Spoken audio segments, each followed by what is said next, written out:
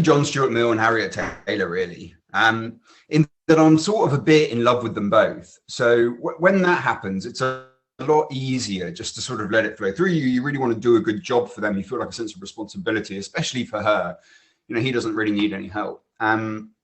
So I think that is a pleasure. But, you know, the weird thing is, like, even when you really like the people and even when the subject matter is interesting, it's still pretty hard to write this stuff. It's still required. The research is requires a lot of time. It requires a lot of effort. And more importantly, getting the research into a place where you can turn it into writing is a really laborious, time-consuming process. So it's always tough. It's tough. And I think for a journalist, you know, when you're a journo, the kind of labor reward time frame is quite pleasant. You know what I mean? Like, at most you're working on something for a couple of weeks, and so you put in the work and you very quickly get it out there.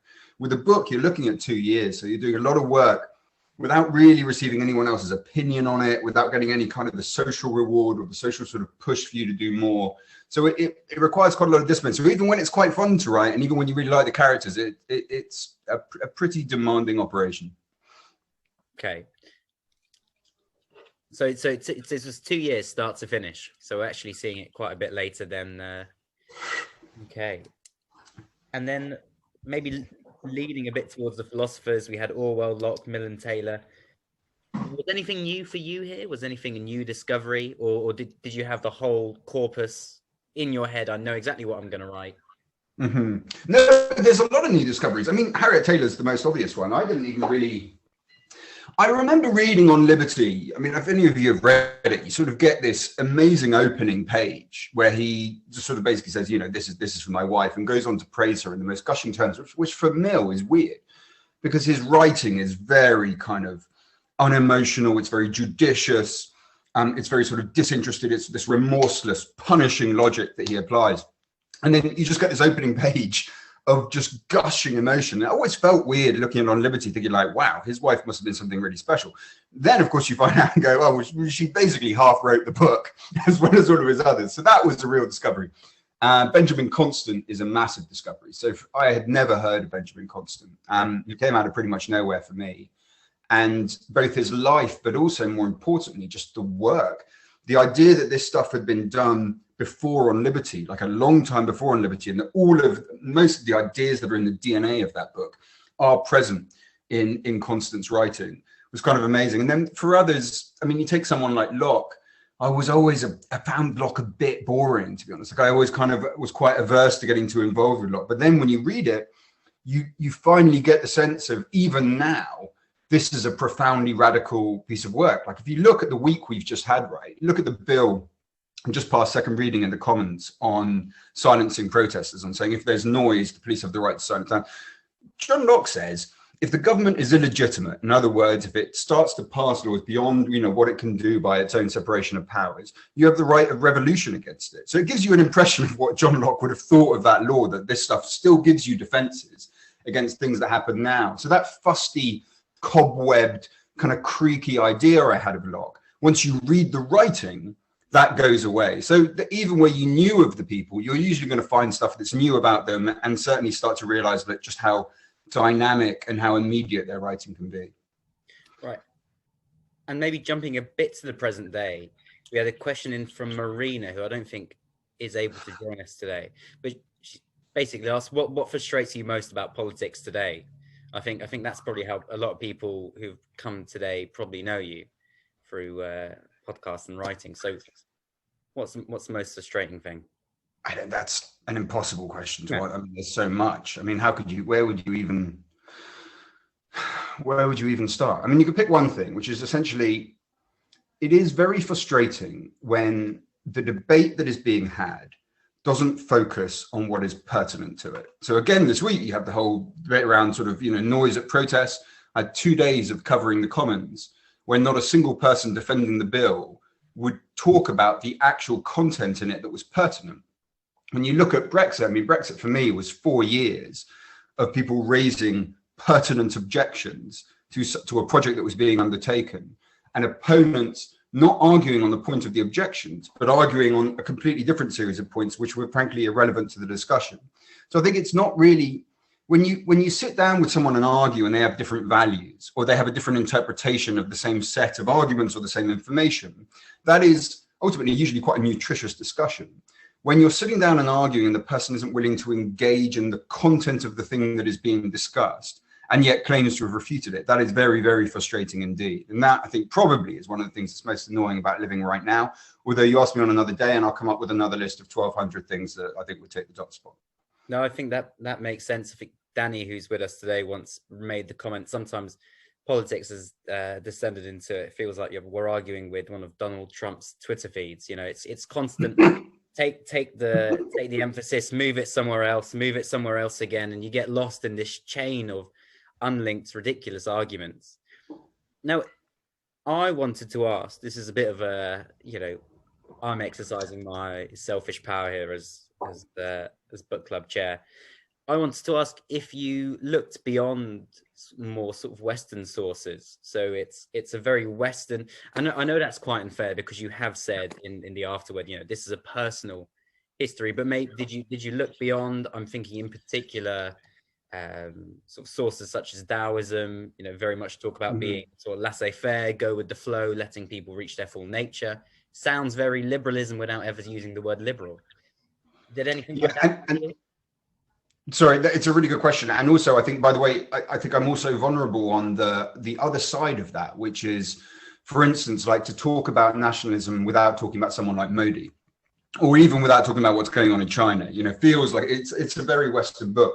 Thing is, just to be able to discuss, these are the core sort of mainstream currents of liberalism. And just to be able to discuss them takes me to, what, I don't know how long the book is, it's over 400 pages. And I used to have like a rule that was politics books should not be over 200 pages, primarily because if you're someone in a bookshop and you're looking at a politics book, anything over 200 pages just looks like a lot of fucking work, basically. And on that basis, I was like, I never want to publish one over 200 pages. I broke my rule on this because I just didn't see any other way of trying to tell this story without doing it. So then it was one of the very tempting things to do early on, and it's exactly what I did, was just go, no, we're dealing with the Western tradition of liberalism. Yep. And that is the story that you're trying to tell. I think if you start spreading it much further, you can just come up with this massive content that you're trying to bring forward that I think will probably make it insufferably long for a reader. So I made that choice, but also I'm not going to lie, that made my life much easier because that is content that I do not understand as well as the content that I'm writing about in this book. And then personally, so it's, how long have you always been liberal-ish? Have you always... No, not at all. No, not at all. I mean, well, if at any time you'd ask me on individual issues, my opinions on them wouldn't change. The right to protest, the right to free speech, immigration, drug reform, that kind of thing. But I certainly didn't call myself that. I really, from a long time in my life, just called myself a socialist. And then afterwards, I sort of ended up calling myself a sort of left libertarian, which is really a form of anarchism. Anarchism is a really good exit strategy from Marxism, which is where I've been in my youth, because anarchism is primarily dealing with the individual, and yet it's speaking in the same language as Marxism. So really, throughout my sort of early 20s, that was the way that I slid out and eventually went into liberalism. But I myself, like many others around me, even though I would have used that word in a loose way, I think didn't have such a firm commitment to the word until it felt like we were really losing. Really, I think the thing that changed to me in 2016 was you just suddenly felt like that idea you had that the world would always tend to go your way, that societies are becoming more and more socially liberal, that we were becoming more rational, that we were rejecting religion, this kind of stuff, this kind of complacent liberalism. I was imbued with that, like I think many other people were. And then that 1-2 punch of Brexit and Trump really cured you of that kind of complacency. So I that as well. And I think afterwards, you feel much more passionate about embracing these words, but also the ideas. If you had told me a few years ago that I would spend ages researching and writing on the concept of the separation of powers, I would have honestly told you, like, there's just no way that'll happen. It's such a bore. It's such an obvious truth. Like, why would we bother? And yet, funnily enough, when these guys come in, whether it's Orban, whether it's Trump, whether it's Brexit, they always attack the separation of powers. They always attack the parliament, the judiciary, and the press. And you think, well, why is that? Why do they all, even though there's various cultural differences, there's differences of extremes, obviously Orban's much, much worse than Boris Johnson, and yet they all go for the same target. So why is that? What is there in the theory that is so dangerous to power that they always try to refute it when they're in government? So you sort of get clawed back to these more traditional positions by the fact that you see that those foundations are under attack. God, that was a long-winded answer. Sorry about that. But no, that was a good answer, and I accidentally also stole your question, Morgan. Sorry, I just flicked to the questions being sent in. You asked, I've got friends who have said they're liberal, but what is liberalism? And before I steal anybody else's question, I'm going to open up the floor. So hands up, blurt it out. If you've got any questions for Ian, jump in at this point. I'm going to keep firing away till I see some hands pop up. Another question I had is, just as we move away from the history, move away from the philosophers, and then maybe start looking towards the future of the book, maybe dealing with the issue of climate change and environmentalism and environmental sort of custodianship. I was just wondering what you might make, or what the thinkers in your book might think of the compatibility between liberalism, the idea that, you can fly, be free, explore the world, go out there, to a certain extent cause harm. Of course, you've got the harm principle, do as you please, pollute to a certain extent. And in the other sense, you're sort of stuck to this earth, sort of rooted down. You've got this duty, this responsibility. And I was just wondering if the two go hand in hand, or if they are really like roots and wings and completely inseparable, completely, Yeah. So, I mean, my thing is, look, that core idea, freedom of the individual, it's like a really good video game. Like it's very easy to understand, but has infinite degrees of complexity that you suddenly need to go into. And that's what the freedom of the individual is. It's not just you get to do whatever you please. It's not, Aleister Crowley, do what thou wilt should be the whole of the law. It's none of that stuff. It says freedom of the individual, but it stops where you start affecting the freedom of others. And the entirety of politics is about trying to establish the extent to which an action does affect others. Because we all know that every action does, right? This is one of the first things that Taylor and Mill say in On Liberty. Is like, of course, every action does. If you have someone that just eats Burger King every single day, they're very likely, and other brands are available to kill yourself with, they're very likely to die early and need medical care. And if we have a publicly funded healthcare system, that affects other people. It affects their friends and family because they're going to get sick. So, and of course, we're not going to ban Burger King. However, you look at the environment, right? Like your actions have a consequence on others, whether it is taking a plane flight or polluting an ocean, And our job is to think, what is the freedom of the individual while still not restraining the freedom of others? What freedoms do we have that we lose when we allow these processes to go out of control? So I don't see that there's a conflict there. I don't see that there's a binary there any more than there is, for instance, with criminal law or with the right of protest. What there is the real space, the business end of political discussion. And that is establishing the extent to which you can interfere with the individual because of the manner that they affect others. And that is not an art, there will never be any answer to this question. There will never be a utopia where we figure it out. At each moment, new problems will present themselves and new people will have opinions on them. And that is what political dispute is. It's what political debate is. It's not ever going to go away. And in our case, it is an extremely important question to answer. And I think given the range of scientific evidence, it is plainly the case that you need to take action. And we try to do it in a way that respects the right of the individual because we are trying to protect the rights of other individuals. Okay, then, and I'm gonna ask one more here. Liberalism was sort of came. There are two sort of schools of political theory. I know that seem to be sort of go against each other. So just let someone in. Let one more person in. Hi, Peter. One is this idea sort of put forward by Aristotle, and Aristotle says, there is this idea of a good society that we've got to pursue, and we've got to work out what the good society is, and perhaps it's a Greek society where you've got certain only males over the age of 30 can vote, but you pursue that good society. And the other one is, well, you can't pursue that good society because in your version of the good society, everyone who's not a wealthy male ends up not having a vote. So we've got to have this idea of individual rights. And how does the liberal sort of do they not pursue this good society? because you end your book with this it almost ends with what I felt like 3 pages too early. You know, I could have done with a couple more pages about what you know, how are we going to be radical liberals, what is next. So how do we pursue this good? What do you have a vision for what people should do? What comes next, really? What was the unfinished, you know, what would the next chapter say? Sure. I mean, for a start, by the way, I can't comprehend that there is any idea of a good society without the freedom and the rights of the individual, because all that is just the bludgeoning into conformity or oppression of a certain number of them. The good society is only possible by virtue of the protection of the individual, and that is what defines it. The next steps for us, I think, you know, for me as a liberal person, I think that means the missus is down in the living room. Great, that's good. I'll go through myself.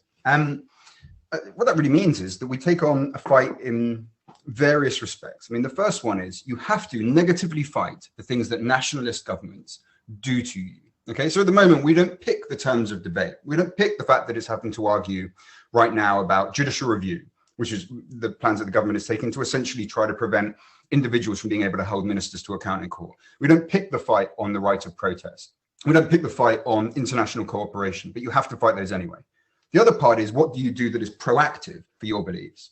And that, to me, at the moment, is working in organizations and with political parties for the values that push the liberal ideal. So chief amongst them, to me, is constitutional reform, is getting electoral reform and having a country that actually measures what it is that people vote for, rather than handing absolute control to people with a minority of the vote, of having some kind of federal structure that offers the opportunity for local power, for local tax-making power, for local law-making power. So you have a dynamic country where people can experiment with ideas, whether it's legalizing cannabis here or whether it's even doing things I wouldn't agree with, like reducing income tax here, but the people have some further control over their lives.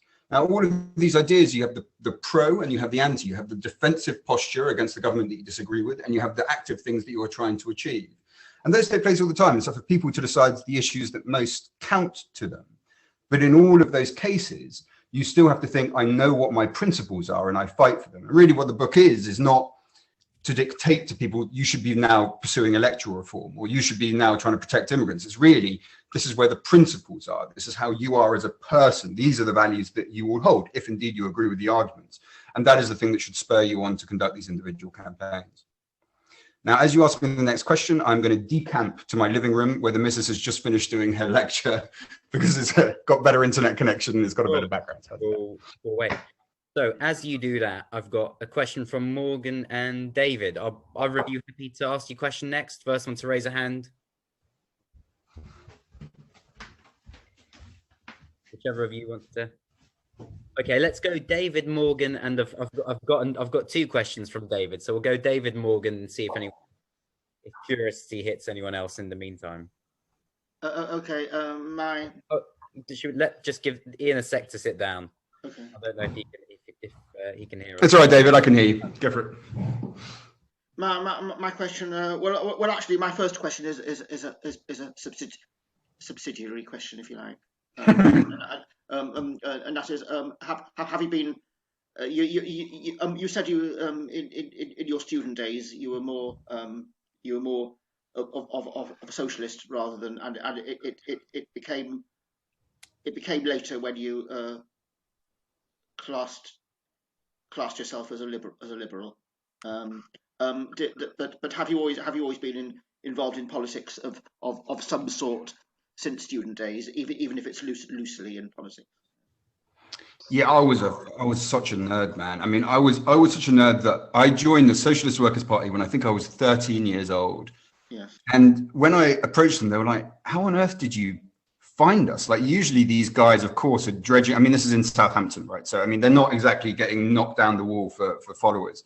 And I was like, well, I found you in the Yellow Pages. So to give you an impression of just the extent of political nerdery, I was going through Yellow Pages at the age of 13, trying to find political parties to join.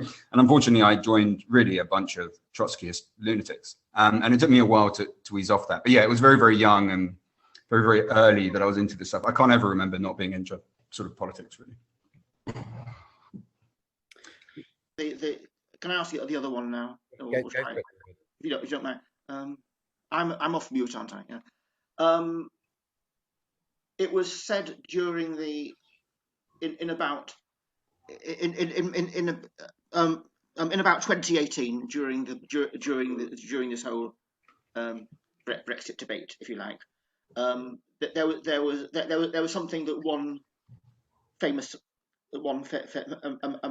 famous philosopher said. I think it. I don't know whether it was Aristotle or Plato, but it was a Greek philosopher said that one shouldn't let if there's a majority, it doesn't mean that one shouldn't let the majority trample over the minority. And my question is, what's your opinion of direct democracies as opposed to representational democracies? Like in the UK, I think it's supposed to be a representational democracy, but with referenda, including the referendum, that was that in 2016. That was of course an attempt at direct democracy, and in my opinion, it went horribly wrong in that instance. Yeah, it's a really good question. I'm not so radical as to really go for direct democracy. I do think representative works. What I want is a much more localized version of it. So, for instance, I think, England is too large. England needs to be chopped into about 9 different regions for lawmaking, within a certain limit, but for lawmaking. The problem that we have is that we've entered into a period of a mixture of direct and representative democracy without any clear rules as to how that operates. We've done it in a typical British way by basically slipping up and making a series of short-term pragmatic decisions for our own self-interest, and ended up where we are. And that is very dangerous, because where you get to is prime ministers who can claim to be speaking for the will of the people when in fact doing whatever they want. So if you had a series of referendums, first of all on Brexit, then on exactly what you want to do and how you want to pursue it, that could be more justifiable. Instead, we had Theresa May and Boris Johnson saying they spoke for A, the will of the people, as if everyone had voted for it, but B, as if they spoke for all leavers. Now, they didn't. Between 20 to 40% of people that voted for Leave said they were either comfortable with immigration, or in fact, that they were positive about immigration, or comfortable with it, or that they were not willing to see any threat to Britain's economic status by virtue of limiting immigration. Now, on that basis, that leads you, my sense, towards a single market customs union solution. And yet that was not pursued by Theresa May, and it wasn't pursued by Boris Johnson. And yet they kept on saying, we speak for the will of the people. Now, that is taking one instance of direct democracy and using it for representative democracy in a way that cannot be morally or democratically justified. So the main thing is, you just need, if we're going to have referendums, maybe we should, maybe that's what we're going to do. Then we need clear rules about why they are being held and the manner in which you're supposed to respond to them. I think it's really telling when you look at, the thing that constantly was in my mind was the Australian referendum on the royal family. When they held a referendum on that, they didn't just say, do you want to get rid of the royal family? If they had, they would have had a significant majority for getting rid of them. They said, we're going to replace them with these options. And once you start looking at what the alternatives for an idea are, it's a suddenly much harder argument to make. I think if you were to say to people during the Brexit referendum, show them the outcome that we're in right now and say you're voting for this, would they have won? I think that's quite unlikely. So on that basis, we really do need arrangements, if we're going to have referendums, for how they operate, and the moral basis as well as the constitutional basis upon which they operate. But I would rather not go down that route, and I would much rather say we're going to localize our democracy. We're going to create federal structures to give more power to people in local areas, rather than say that referendums fix things, because from my experience, referendums don't seem to be much good at all. Thank you very much, Ian. Yeah, thank you. Thank you, sir.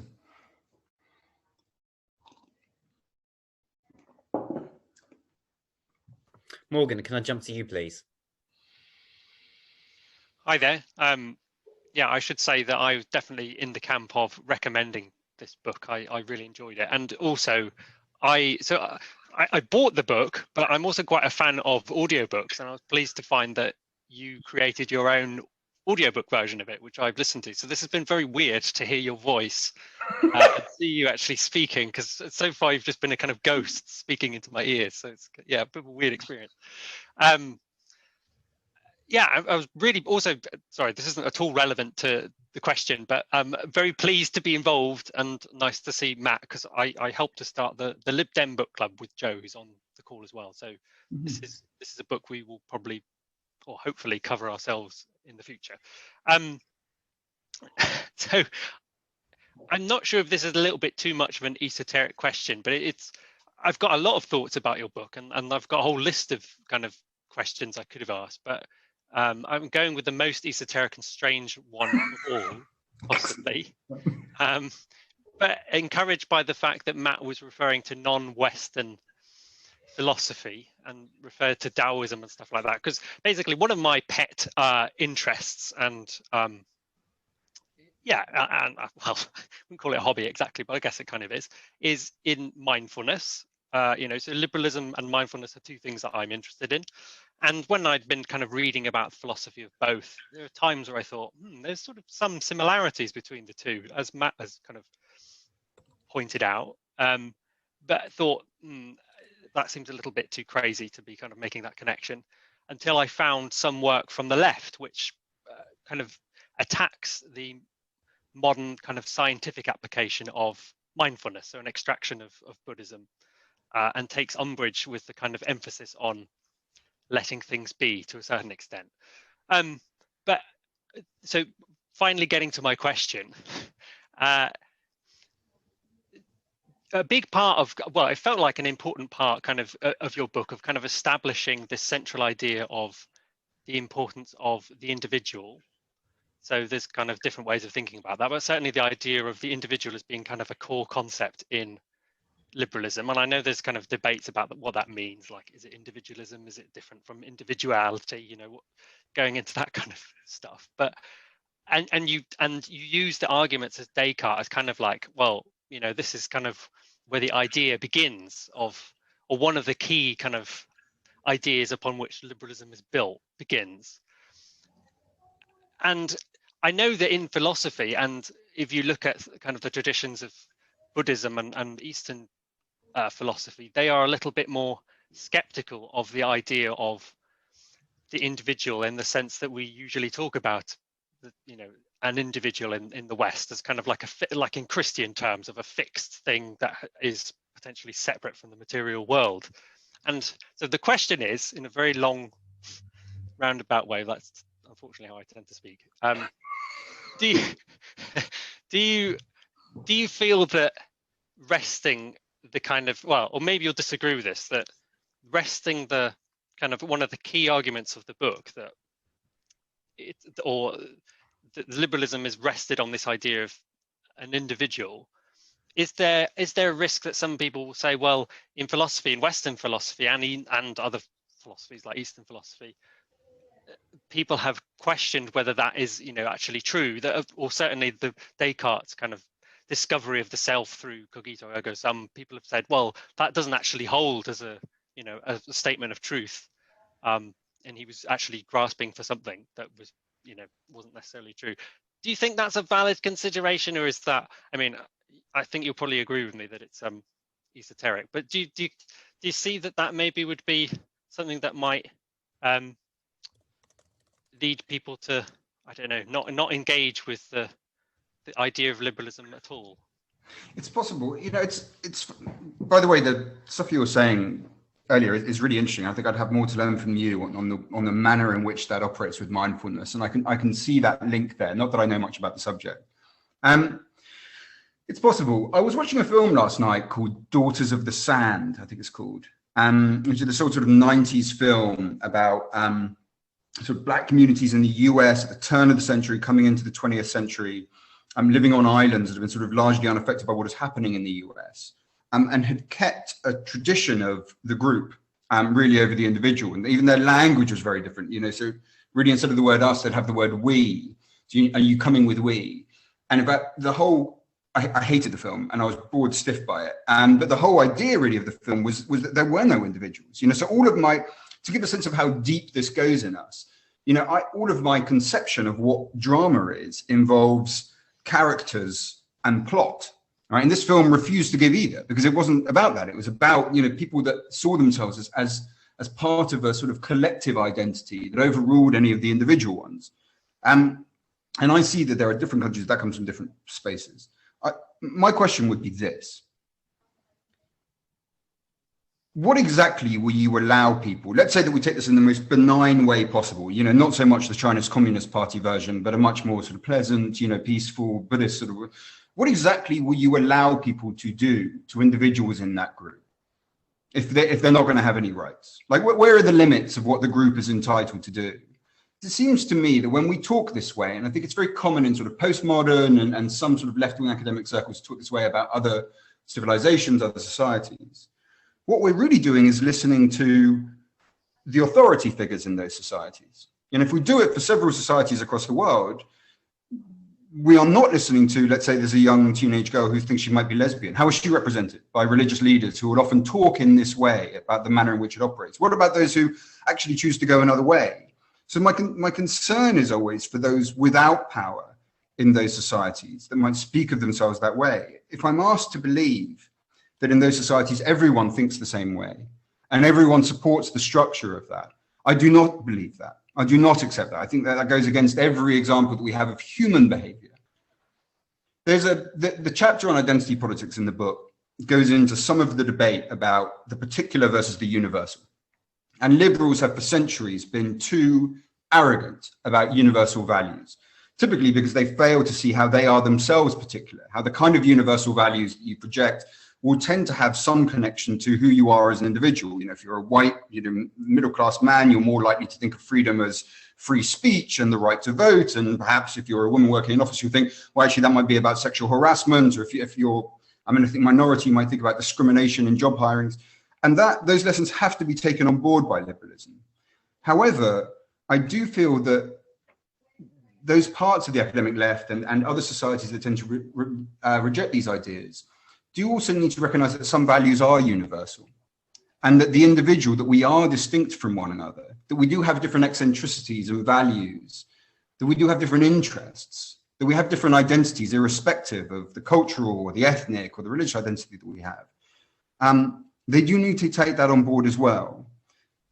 So in that sense, no, I don't accept, for instance, that there's any society to which liberalism is not applicable, even while I do accept that obviously in Western societies where it was born, there is a fixation on the individual that is so deeply ingrained in us that it's hard for us to think in any other way. That's not a very clear-cut answer for you. I don't think there possibly can be an honest, clear-cut answer to this question. It's an interesting one, though. I'll chime in just on the esoteric. I didn't want to go too far down a rabbit hole to start, and everyone else, feel free to bring us, 30 centuries back into the future.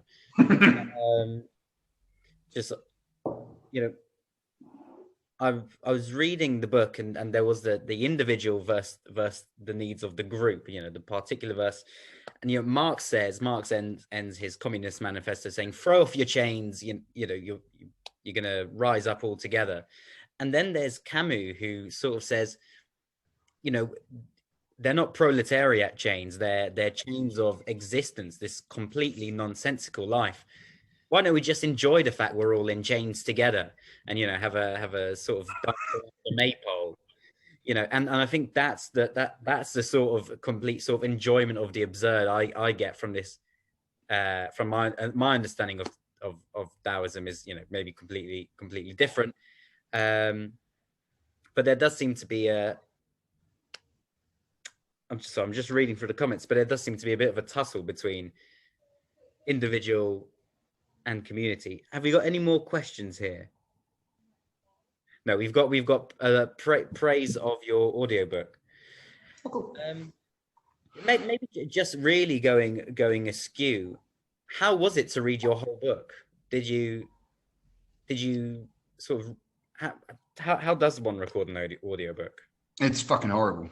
It's really, really, really awful because it's the practicalities. Yeah. Listen, it's just your voice.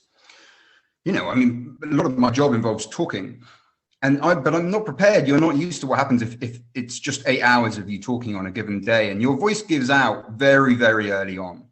So you really have to try and sustain it in a certain way.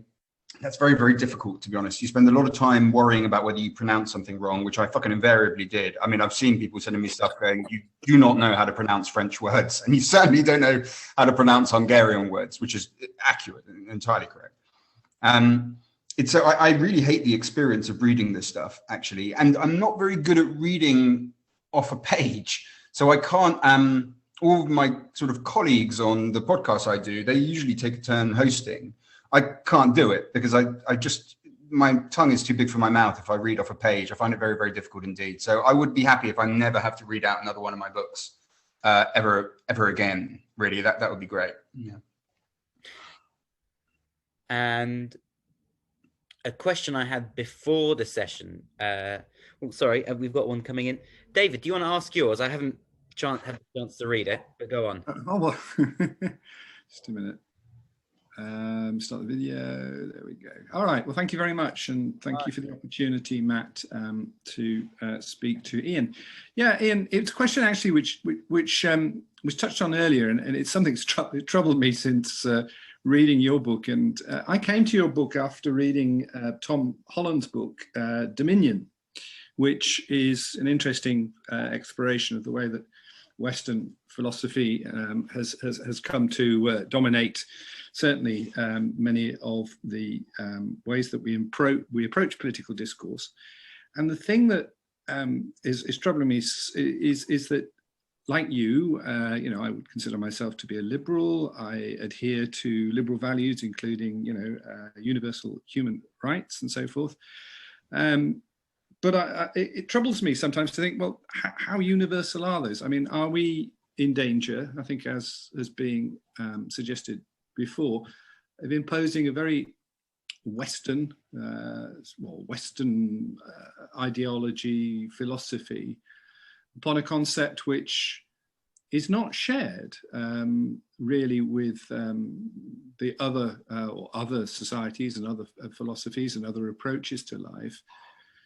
And is there a danger that our liberalism is perceived by others as a form of imperialism, or indeed, a form of imposition of norms and cultures and values which may be radically different from those we espouse? These are great questions. I mean, I think the best person for this, not just in terms of the writing, but in terms of what he went through, is Isaiah Berlin. Because Isaiah Berlin went right into exactly that thought. I mean, he just kept on finding, there was moments where he really almost fell into moral relativism and just couldn't seem to find any universality at all. Now, that is a point, because we should be clear, and I think you've done quite an eloquent sort of encapsulation of one of the dangers of universalism, that it looks like imperialism, that it has a sort of arrogance to it, that it imposes one worldview onto those of another without them necessarily asking for it. However, we should be clear of what the dangers of the other road are. The dangers of the other road are moral relativism. And if we accept moral relativism, there is no act of barbarism which cannot be justified on its own terms as long as it is authentic to the culture which conducts it. And that, ironically, includes imperialism. It certainly includes sort of Soviet communism and fascism. As long as it is authentic to that culture, then it can be done. The only response to that way of thinking is that there are some forms of universal value. Now, to me, it seems obviously true that there are. The concept of freedom, including the freedom of the individual, is a universal value, even though different societies have them to different extents. The concept of empathy, the key concept, I think, for if you're trying to really think through what universal values are and our capacity to have them, is present in all civilizations. In fact, there's good work on this. I think some of it I list in the further reading, but that is done of just actually really trying to do proper sort of anthropological work, trying to do proper historic work, finding these instances. But it does not, putting all of that aside even, it does not seem to me to be objectively true that cultures exist with very thick barriers between them where communication is not possible between the cultures, or that they are internally consistent, that they only have one homogeneous personality within them. And if those two things are true, if they don't have the thick walls, if they're not internally homogeneous, it must necessarily be the case that the rights of the individuals matter within those cultures, and that we can communicate through cultures and take on certain aspects of each other. That doesn't warrant, gunboat diplomacy to deliver John Stuart Mill by airplane, of course not. But it does mean that communication is possible and that ideas are possible, and that by sharing them, we will take on some of each other's, and that hopefully the world would change in a way that it respects the freedom of the individual as well, in whatever way that happens in its local context. So what gets me about this is we know that the two extremes are wrong. Where we really are is trying to work out the exact point in the middle that things operate. But then that's what, grown-up political discussion is all about. Can I ask something about sort of recent political activity really jumping? Unless, David, you've got a sort of comeback on that. No. Somebody told me, I have no idea who, if it was someone on the call, somebody told me you are not a Lib Dem. Is that correct? No, I'm not anything. No, I wouldn't join any party, really. Why is that? Well, there's a couple of things. The first one is, I think and look, journalists that I respect join political parties, and that's fine. I get it. You can do it. But I do kind of think if you're a journalist, if you're a political journalist dealing with this stuff, it's probably better not to be a member of any given party. I think that makes life harder for you. The second is, I'm just not very good at sort of taking instruction. I have that sort of problem. The problem with liberalism is always, Bill Hicks put it best. He was just sort of like, it's very hard to get my people together, because you sort of say, come on, man, come over here. And they're like, no, fuck you. And he's like, oh, that's what my people are like. And that's why we can't cooperate.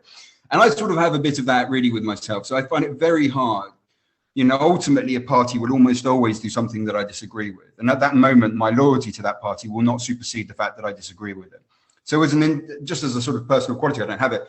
I do not frown on people that are members of political parties. Some of the people I'm very, very close to, indeed, some of the people in this house are members of political parties. And you have to have that. You also have to have people that are fighting for liberalism, in my view, within the parties. Like, it matters that there are people fighting for liberalism in the Conservative Party, in the Labour Party, quite apart from the Lib Dems, because that is the way that you maintain a civilized society, even while the other political disputes operate. It's not for me, really. Sure.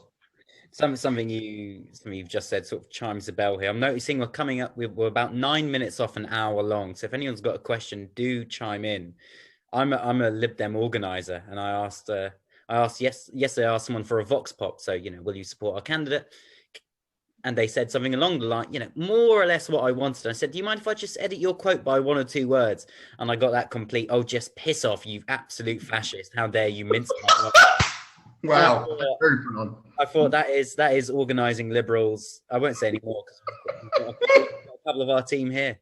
That was trying to get one of your vox pops, Tracy. Anyway, Danny, a hand is going up, so over to you.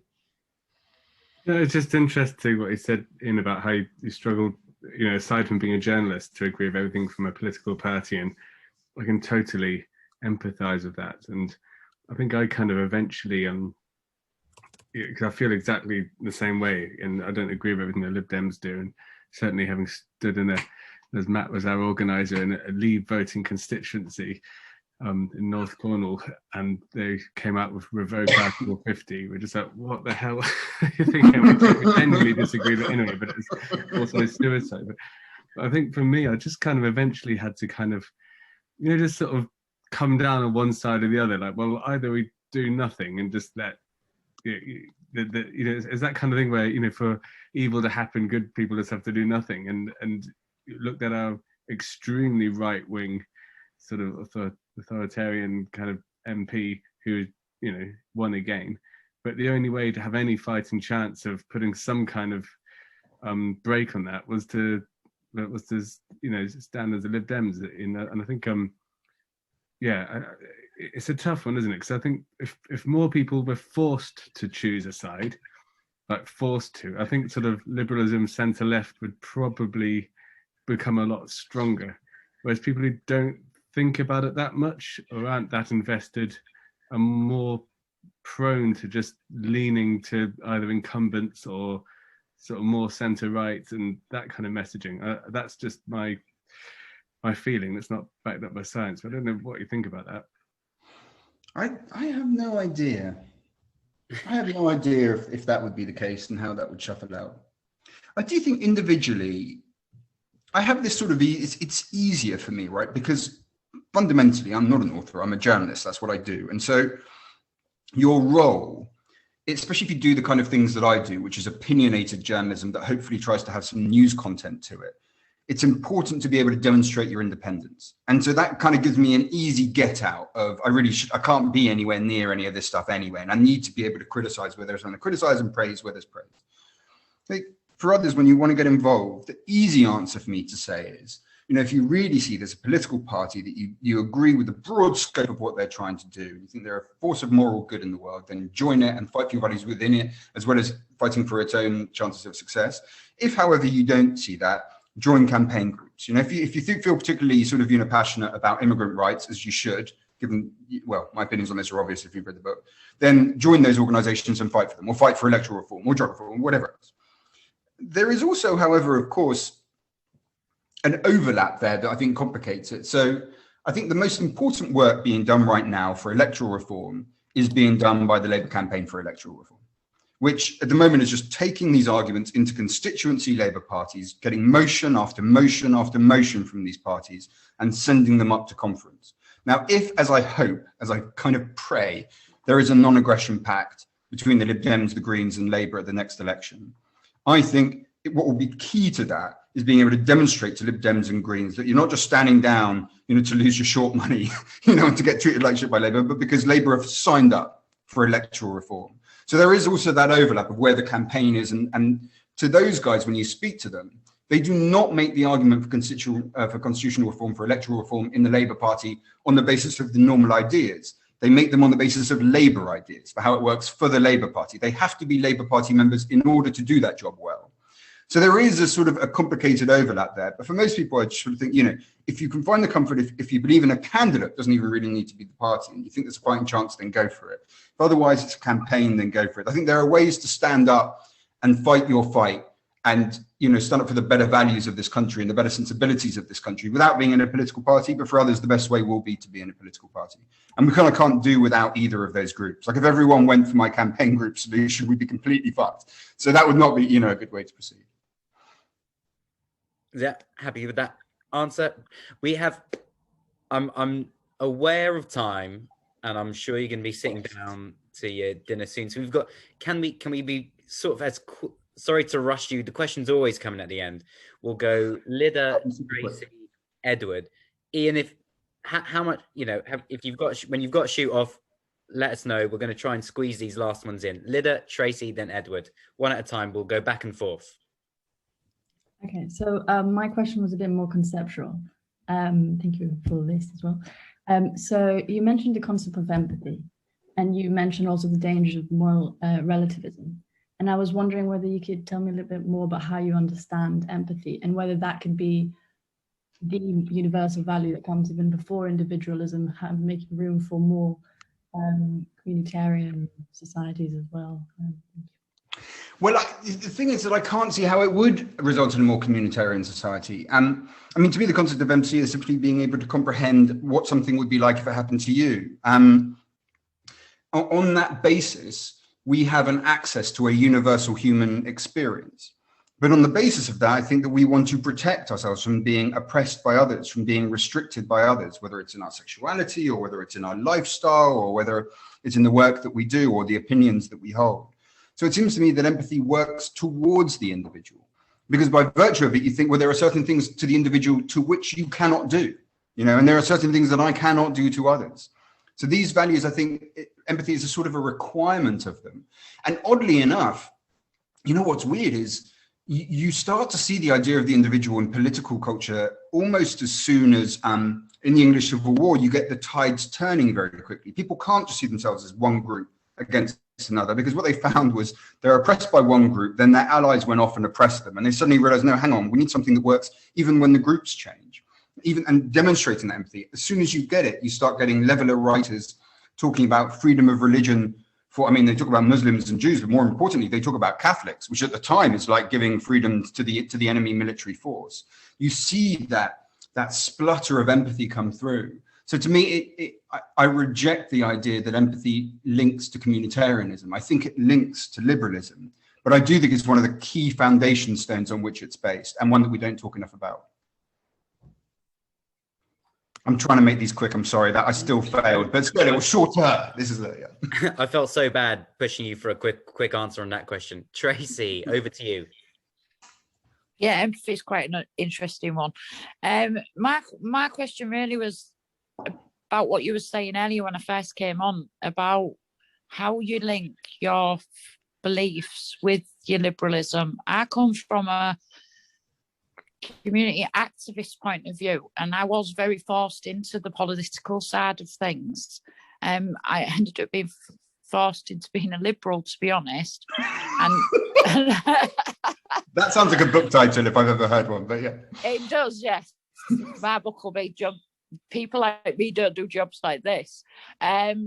So for me, it's a very interesting, because I'm right into philosophy.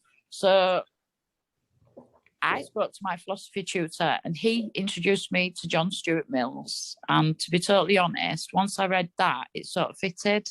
I come from a Labour city, so we're all expected to be Labour. I was expected to be Labour. I'm a Fisher family, so it's that historical thing. But what I do find, and I found it really hard to grapple with, is my community perspective, because I'm predominantly a community volunteer and I work and help the communities with the politics linking that. I found my identity split and I don't know how to actually bring it together sometimes, really, and it's a bit hard to explain how I feel about it, really. No, I think I get you. Well, I think so, and tell me at the end of this if you think I'm wrong. But I mean, it doesn't, to me, I don't see that there's a distinction between these concepts. So take like the classic, take Keynes, right? When you think about the way that Keynes is operating off the back of John Stuart Mill, who really started that more left-wing view of liberal economics, Keynes's idea is the state, in times of a sort of recession, the state puts money into the economy, it hires people to do work, and that by virtue of them doing the work, others will have more money because they'll have more money to spend. You know, as you go to work, you buy a sandwich, you take a bus, whatever, and there's more money flowing around the economy. Yeah, yeah. In Keynesian economics, we call that the multiplier, right? Like by giving £1 to this person, you're creating more than £1 outside of the state. Now, the multiplier to me, it's really effective economic policy, but it is also a profoundly moral concept. It is that the individual is not an atom. We are not isolated. We live amongst each other, and our fortunes are dependent on one another. For one to do well helps others to do well. And that, to me, seems like the start of an idea around community, around the linkage that we have with each other, around to increase one person's freedom, which is what we do when we give money in insecure times. We thereby increase the material freedom of others. So just, to me, there's no binary opposition there. That to be truly free, one must be also increasing the freedom of other people at the same time. Yes. So yeah, I don't think there is a distinction. I think you should be more comfortable with these pulls at you on different directions. They do pull me in different directions, I have to say. Well, thank you. Thank you. Thank you. It's sort of enlightened. I don't know what we might call that. Edward, over to you. Hi, thank you, Matt. Very honoured to meet you, Ian. I think that's interesting what Tracy brought up, like a consensus within yourself. Wow, that's hard. If you're Sagittarius like me, it's like you see all sides of the argument, and I actually don't know what I think.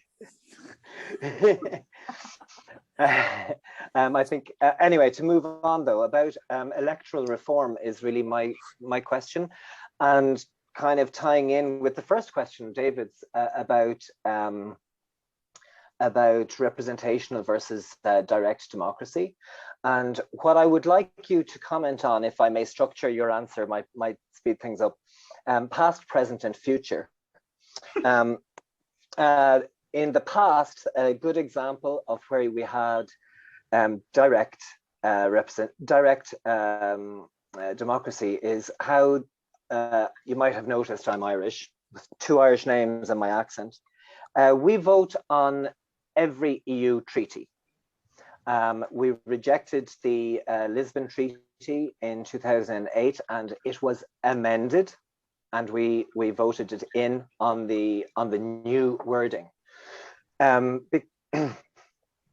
remember at the time that a lot of my European friends, French, British, German friends, thought that we were all racists, that we didn't want any Polish people in Europe.